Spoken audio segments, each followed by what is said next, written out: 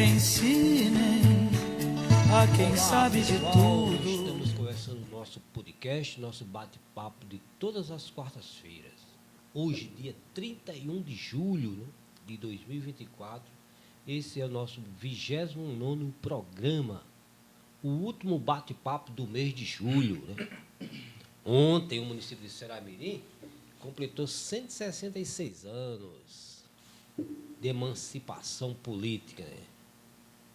O que tinha de gente derramando amor por Ceará-Mirim, como diz minha mãe, não cabe no gibi, né? E logo esse período de campanha não poderia ser diferente. Tem gente sincera, na verdade, né? Mas tem gente que não acredita que tem esse amor pelo município de Ceará-Mirim, não. Porque a gente vê as ações quando estão no poder, né? Como diz o ditado popular hoje em dia, né? Como se diz por aí, né? Só Deus na proteção, só Deus na causa. Mas eu só sei que Ceará-Mirim completou 166 anos, parabéns ao este grande município, um município agrícola, um município que tem um povo trabalhador, um povo que busca sobreviver com todas as dificuldades, né? Mesmo assim, 166 anos, precisa avançar em tudo, né? Saúde, habitação, educação, segurança, um monte de coisa. Precisa ainda haver uma transformação para ser uma cidade realmente desenvolvida, né? Mas, assim, parabéns ao nosso município, né? Esse podcast é transmitido no Instagram do Cinti Regional do Ceará-Mirim e no Sistema Litoral de Comunicação, além da 87 FM de Maracajaú, também pelo YouTube e a TV Web. Esse compõe o Sistema Litoral de Comunicação, como eu falei. A todos vocês, o nosso muito obrigado pela companhia. E eu sou José Roberto e vou tocar este bate-papo até às 9 horas. E no programa de hoje, a gente vai falar sobre a atuação da assessoria jurídica na educação de Maxaranguape, né? E o nosso convidado já esteve aqui no dia 19 de junho, né, deste ano. Então, há 5 programas aí atrás, nós batemos um papo sobre o trabalho jurídico no Cinti Ceará-Mirim. E aí a gente fez uma análise, né? E hoje vamos conversar com ele mais uma vez. Doutor Francinaldo da Silva Barbosa. Bom dia, Francinaldo. Seja bem-vindo ao podcast. Bom dia a todos e a todas. É um prazer estar aqui nesse programa, voltado principalmente para os profissionais do magistério em Ceará-Mirim e região, como o município de Maxaranguape. E eu vim aqui hoje falar um pouco do meu trabalho, dar uma satisfação à categoria que nos ouve em Maxaranguape, em Dom Marculino, em Maracajaú, em outros distritos que compõem o município de Maxaranguape. Ok, Francinaldo, seja bem-vindo. Obrigado pela presença. A gente fez o convite a você já início dessa semana. Você de pronto atendeu, isso é muito bom para a gente. Embora fique uma correria para você, mas mesmo assim, muito obrigado por ter nos atendido, né? Da outra vez que a gente veio aqui, você falou sobre como veio parar aqui em Ceará-Mirim, né, na Regional de Saúde. Você fez essa análise da assessoria jurídica, teve todo o momento que você colocou, teve uma exploração da sua vida estudantil, da sua vida como acadêmico, né? E fizemos esse histórico. Agora eu queria ver de você, se você lembra, foi o primeiro contato com o município de Maxaranguape, né? Quais foram as ações? Foi aquelas ações do magistério de 2013, né?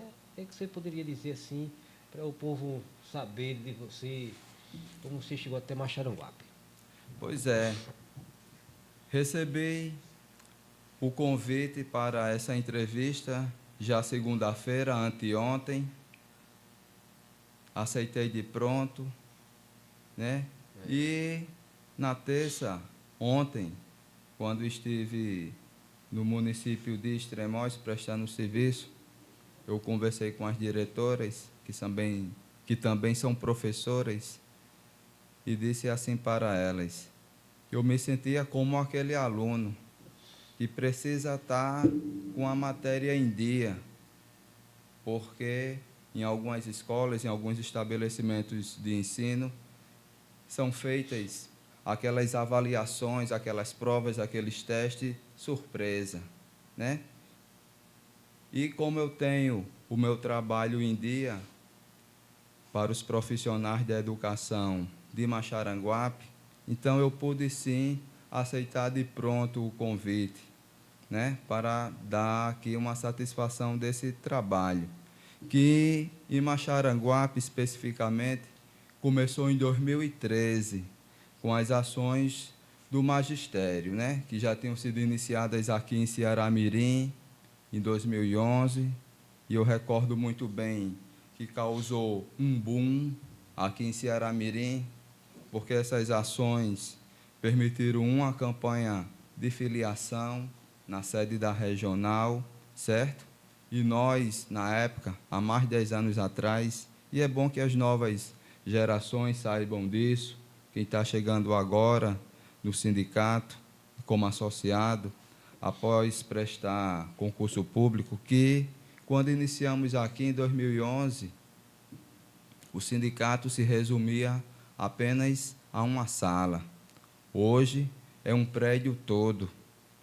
Isso é graças a um trabalho que foi desenvolvido e o trabalho jurídico também contribuiu, porque os primeiros resultados, as decisões favoráveis das ações de 2011 em Ceará-Mirim, permitiu potencializar as campanhas de filiação do sindicato. E, no segundo momento, essas ações elas foram estendidas para o município de Maxaranguape, já no ano de 2013, né, há mais de uma década atrás. Naquele período, né, a justiça ela funcionava, eu tenho que ressaltar esse ponto, para as pessoas compreenderem, né, do que a gente está dialogando, onde elas estão pisando. A justiça era muito precária, muito deficitária no interior do Estado, né? As ações do município, as ações dos profissionais da educação do município de Maxaranguape tramitam no Fórum de Extremóis, né? E, como todo fórum interiorano, com poucos magistrados, com poucos servidores, né? Estamos falando de mais de uma década atrás, voltando no tempo, né? E o processo ainda era físico, era aquele calhamaço de papel que lembra o caderno de um aluno ou o livro de um professor. Então, as coisas funcionavam muito precariamente e muito dificilmente. Mas, mesmo assim, iniciamos um trabalho. Fizemos um estudo do plano de carreira dos profissionais do magistério de Maxaranguape, né? Um plano bom em muitos aspectos, né? E com direitos salariais que ainda não haviam sido explorados. Então, fomos com essas ações do magistério, né, que teve muitas idas e vindas na própria justiça, mas que foram se consolidando, e hoje as pessoas no município de Maxaranguape, elas colhem os primeiros resultados dessa ação do magistério que, durante a entrevista, eu vou retomar. Porque agora, focando no município de Maxaranguape, na luta dos servidores públicos, não só da educação, eu gostaria de recordar o Fórum de Lutas do ano de 2016, do qual eu participei. O sindicato aqui em Ceará-Mirim, sua direção, o SINTRN, ele atua não só politicamente, mas juridicamente, de forma conjunta, organizada, concatenada, para buscar as vitórias e as conquistas da categoria. Então, estamos sempre juntos nessa atuação em defesa da categoria na região. E não foi diferente no ano de 2016, né? Era um ano parecido com esse ano que estamos vivendo hoje, inclusive, porque era um ano de campanha municipal, de eleições locais, né?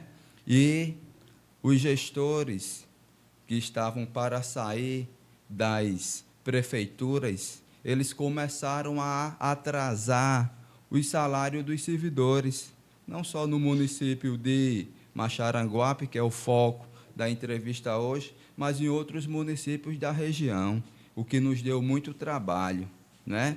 Porque foi um ano de atraso salarial, foi um ano de greve, foi um ano de corte de ponto, foi um ano de ações judiciais coletivas para o pagamento salarial daquelas pessoas, né?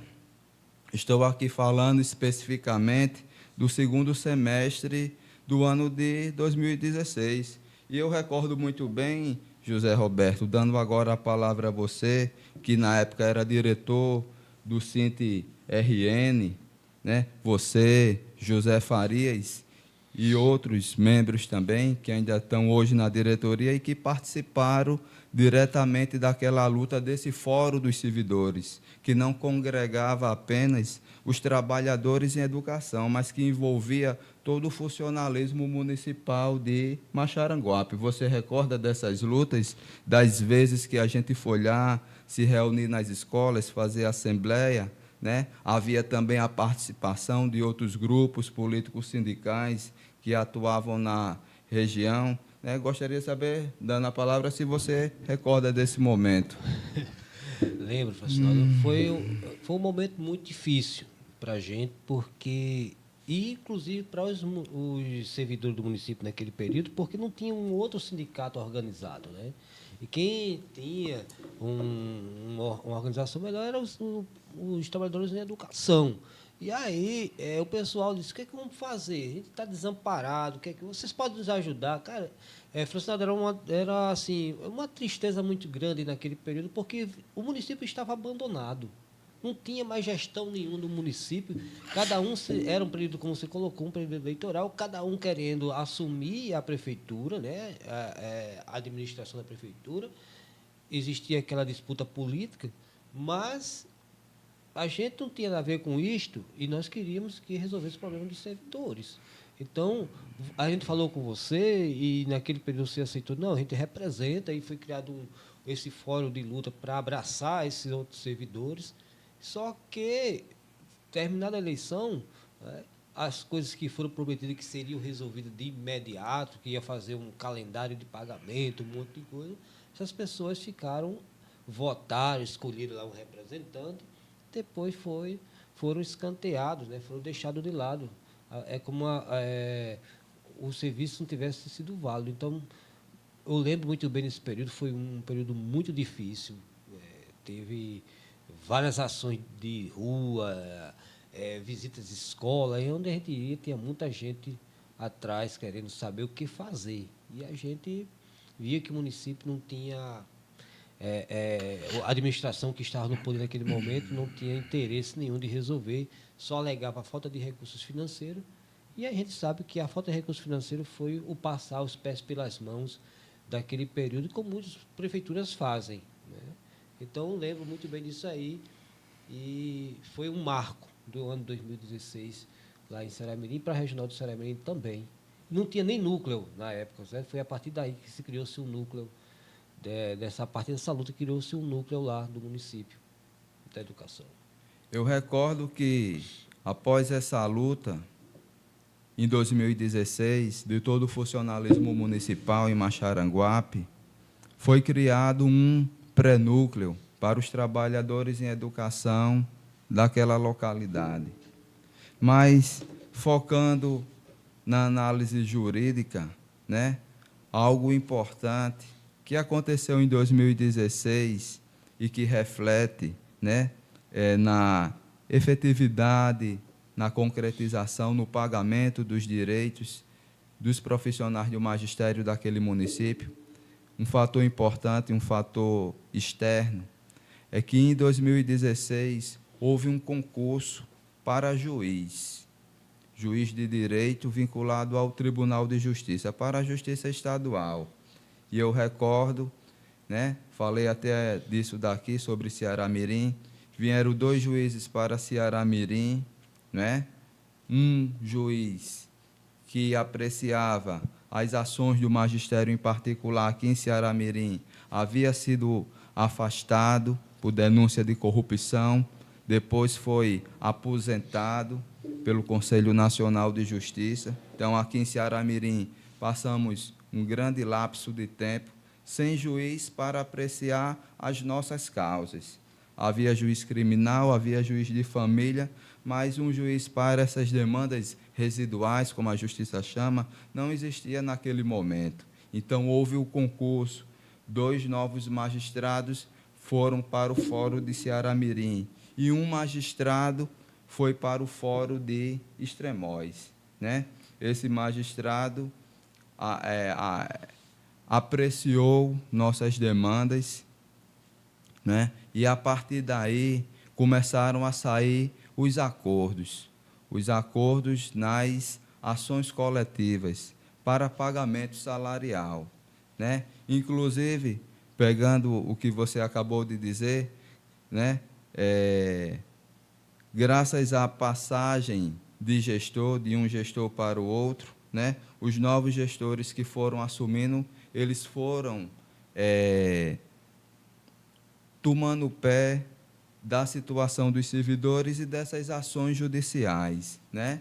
Eles formalizavam com o sindicato acordos, né? Pagaram, inclusive, uma parte dos salários, mas outra parte não se pagou. Não sei se você vai recordar, num dos acordos que foram feitos, e para essa cláusula que eu vou citar aqui, o Ministério Público muito tensionou que, como havia tido uma greve e que tinha havido, como consequência, o corte de ponto, em Maxaranguape especificamente, né, os trabalhadores eles tinham que repor o serviço para receber os salários desse corte de ponto, que estava depositado na Justiça, né?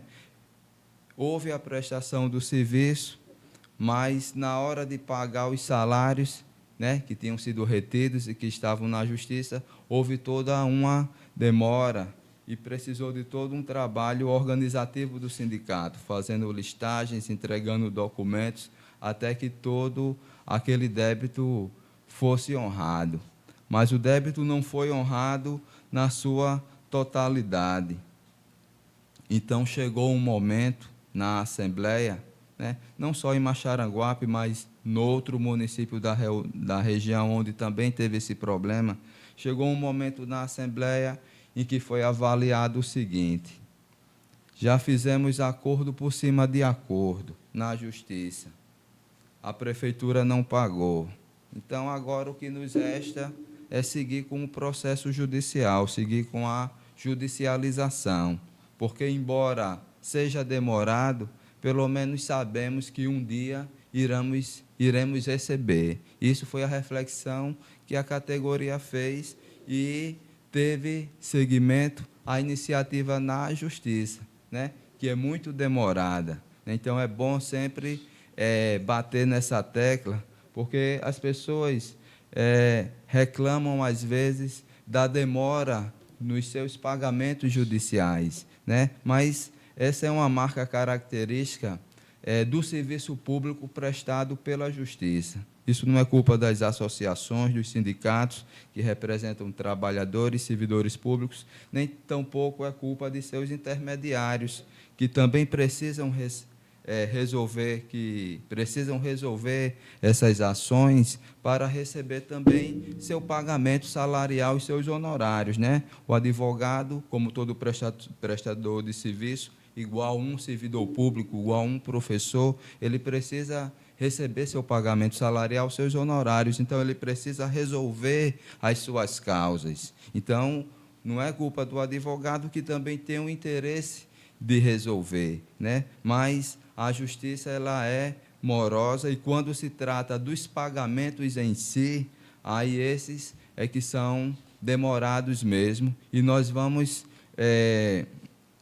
abordar mais sobre esse pagamento dos salários remanescentes ainda do ano de 2016 que não foram pagos durante, né, o roteiro aqui da nossa entrevista, que eu, logicamente, cuidei, como pessoa metódica que sou, de organizar, né, para a gente ter uma conversa proveitosa, produtiva, né? Saindo um pouco desse tema de salários atrasados. Professor Antônio, porque aí eu quero aqui agradecer a presença também de Márcio Roberto, Genilson, professor Irã Costa, né, que já fez um questionamento, né? Porque são tão morosas as questões da justiça, aí na sua fala você já respondeu, ele diz que já foi respondido. Porque a morosidade da justiça, né? Você acabou de responder e o professor aqui já reconheceu a sua resposta como positiva. Né? Mas eu vou falar mais sobre esse assunto, conforme eu disse aqui, né? Eu sou como aquele aluno que está com o conteúdo, a matéria que o professor lecionou em sala de aula em dia. Então, no momento que for a prova, mesmo que seja uma prova surpresa, eu estarei pronto, né, para fazê-la, né? Foi por isso que eu aceitei esse convite aqui. Então, vou retomar, sim, esse assunto dos salários atrasados de 16, assim como a ação do magistério, as ações do magistério. Mas tem outros pontos aqui que eu gostaria de citar e que tem a ver com a organização sindical dos trabalhadores em educação no município de Maxaranguape. Após o sindicato, né, reunir a categoria a partir do Fórum de Lutas do ano de 2016, né, surge um pré-núcleo, surge depois um núcleo do SINT-RN no município de Maxaranguape. E surge também a necessidade de ter uma pessoa, né, disponível para o sindicato tocar suas atividades sindicais no dia a dia, né? Sabemos que os professores, em regra, possuem 2 vínculos, né, manhã e tarde, né, e por isso não ficam com tempo disponível para cuidar das questões do sindicato, né, que muitas vezes representa dezenas ou até centenas de pessoas. Vamos ver aqui o SINT Ceará-Mirim, quantas pessoas não representa, né? O SINT em Maxaranguape, né, há poucos dias atrás, teve uma eleição sindical com quase cerca de 100 pessoas votando, né? Então, existe, sim, um grupo de pessoas a ser representado. E o sindicato, né, para cumprir com todas as suas tarefas, ele precisa que um ou mais de seus diretores usufrua da chamada licença remunerada para exercício do mandato classista, né? No Estatuto do Servidor, no plano de carreira de cada município, há um rol, há um conjunto de licenças, com e sem remuneração, licenças temporárias, né, que você pode se ausentar do serviço para cumprir uma determinada atividade. E essa atividade é o mandato classista, né? Então, os diretores sindicais, não todos, mas pelo menos uma parte deles, têm direito a exercer a licença remunerada do mandato classista, né? Eu gosto de ser bem didático nas minhas explicações. Significa que o servidor público ele fica desobrigado a prestar seu serviço no seu horário de trabalho, no seu estabelecimento de ensino, para se dedicar às atividades do sindicato e recebendo seus vencimentos, seu salário, sua remuneração no final do mês, né? Lembrando que não se trata de uma férias, não se trata de uma licença-prêmio, né? Esse servidor público que está licenciado pelo sindicato, ele dá uma satisfação, né, de sua agenda de